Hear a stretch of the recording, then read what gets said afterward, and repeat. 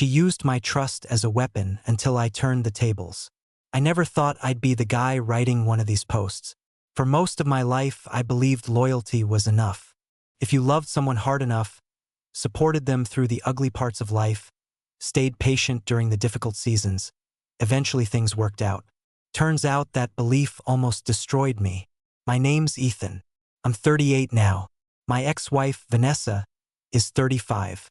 We were together for 12 years, married for 9. And for most of that time, I genuinely thought we were happy. We weren't rich, but we had a decent life. Nice suburban home, 2 dogs, stable jobs, weekend traditions, shared Netflix account, grocery shopping on Sundays. The kind of relationship people describe as solid. At least that's what I thought.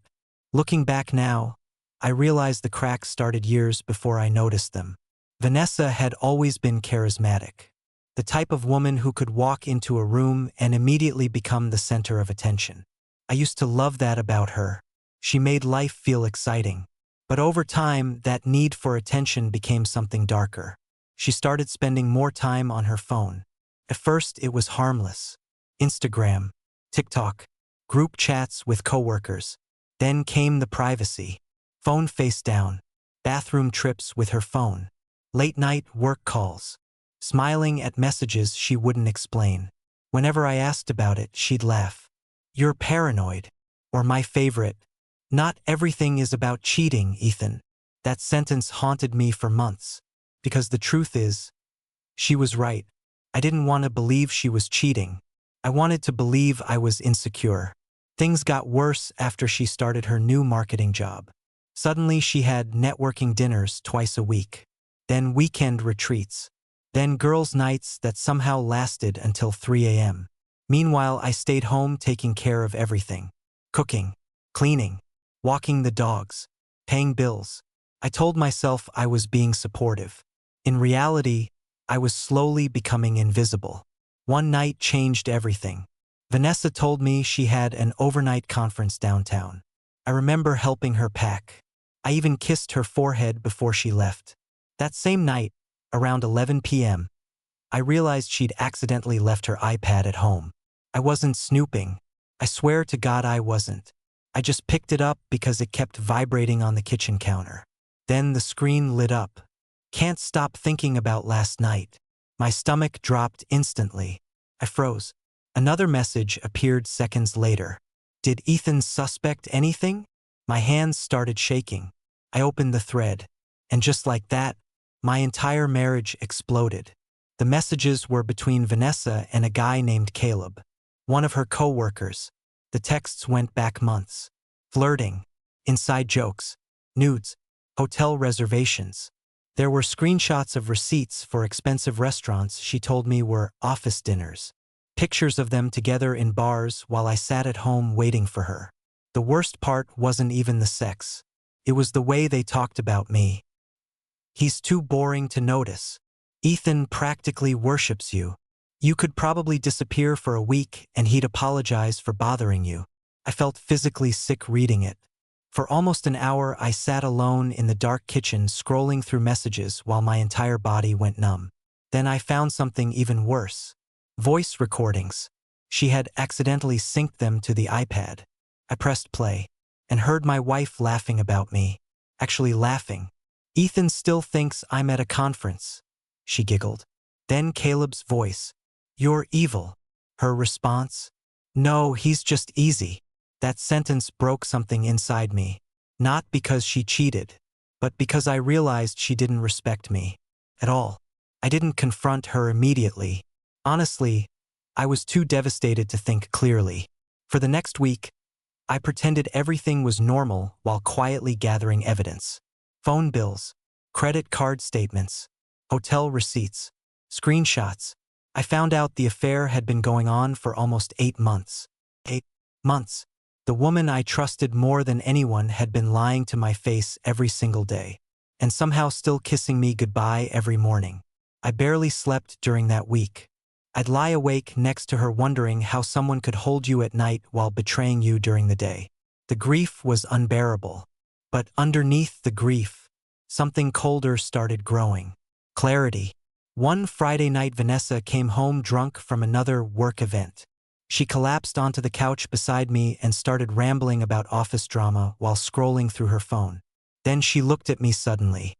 "You've been weird lately." I almost laughed. Weird how? I don't know.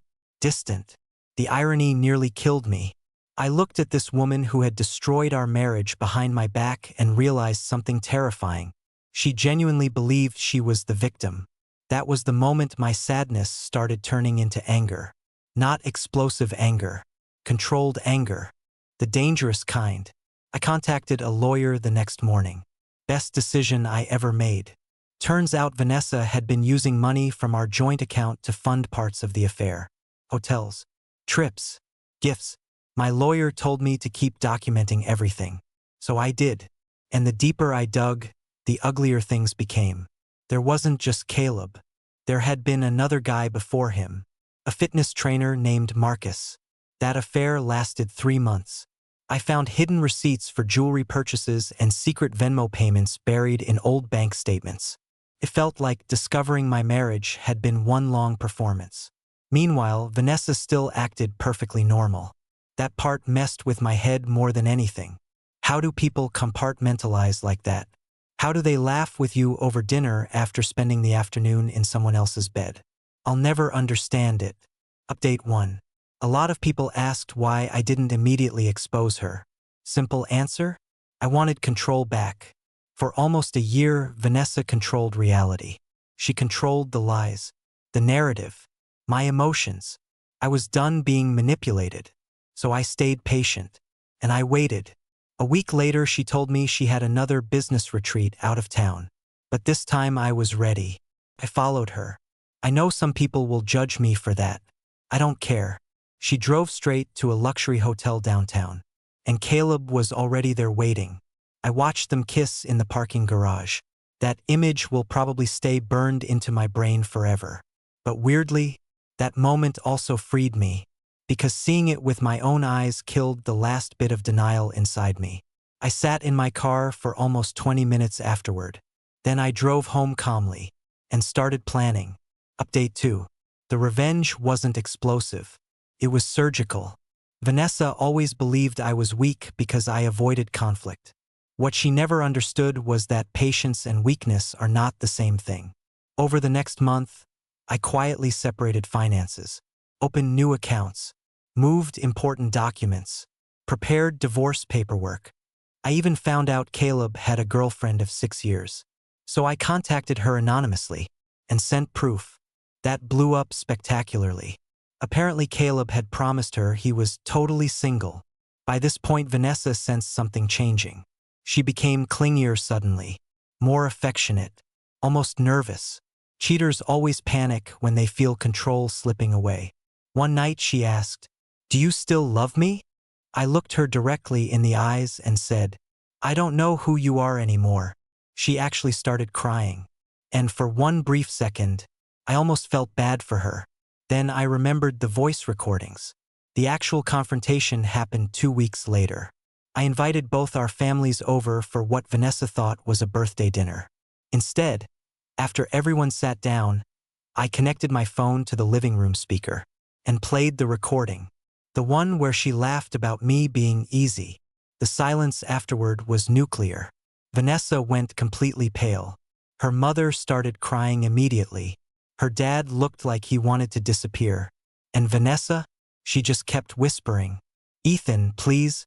Then I handed everyone printed screenshots, hotel receipts, messages, photos, all of it. I didn't scream, didn't insult her, didn't lose control. I just told the truth. Then I slid divorce papers across the table and walked out. Update 3. Divorce is ugly, even when you know it's necessary, especially when you still love the person who hurt you. That's the part nobody talks about enough. You can hate what someone did and still miss them terribly. The first few months were brutal. Vanessa tried everything: begging, crying, anger, gaslighting. At one point, she even blamed me for emotionally neglecting her. Apparently, working overtime to support our life together meant I wasn't present enough. Classic. But the manipulation stopped working once I saw her clearly. That's the thing about betrayal. Eventually the illusion breaks. And once it breaks, you can't unsee reality. Here's the part people usually ask about. Was revenge worth it? Honestly, the public exposure felt good for maybe 20 minutes. The real victory came later, quietly, slowly, when I realized I no longer checked her social media, when I stopped replaying old conversations in my head, when her name stopped ruining my day. That was the real revenge. Healing. Final update. It's been almost 2 years now. I sold the house, kept the dogs, started therapy, started traveling again. I even met someone recently, and for the first time in a long time, being loved doesn't feel confusing anymore. Last I heard, Vanessa and Caleb didn't last. Shockingly, relationships built on lies aren't very stable. Who knew? A few months ago, she sent me a long email apologizing for everything. Said losing me made her realize how badly she destroyed her own life. I never replied, not because I hate her, but because closure doesn't always come from one final conversation. Sometimes closure is waking up one morning and realizing the person who broke you no longer controls your happiness. And honestly, that feeling is better than revenge.